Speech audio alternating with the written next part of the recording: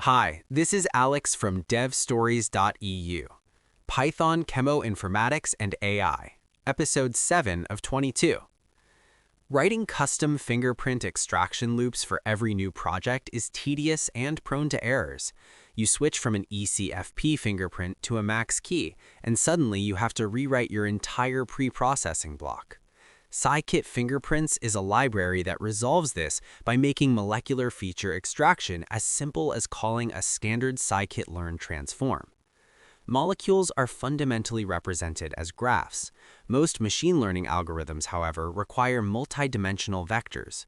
Molecular fingerprints are the feature extraction algorithms that bridge this gap, encoding structural information into numeric arrays. The problem is that standard open-source tools for computing these fingerprints, like RDKit, OpenBabel, or the Chemistry Development Kit, are written in C++ or Java. Their Python wrappers do not natively align with the scikit-learn application programming interface.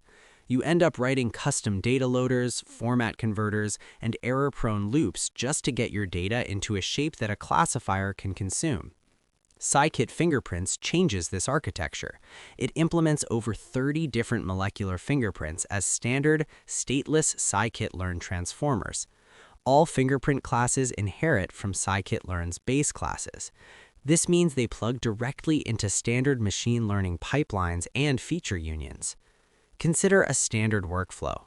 Normally, you might write a 20-line custom loop in RDKit to iterate over a dataset, validate the molecules, extract circular fingerprints, and stack the results into an array.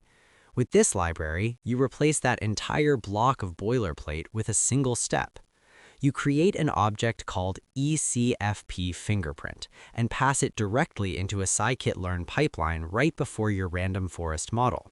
When you call the fit method on your pipeline with your training data and target variables, the fingerprint transformer processes the inputs and outputs a dense NumPy array directly to the model.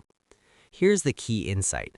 You do not need to convert your text representations into RDKit molecule objects before feeding them to the transformer.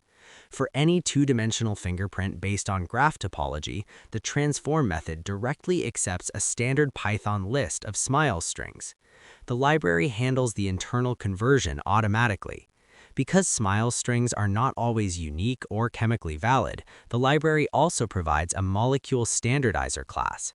This class applies the sanitization steps recommended by RDKit to ensure data quality before extraction begins.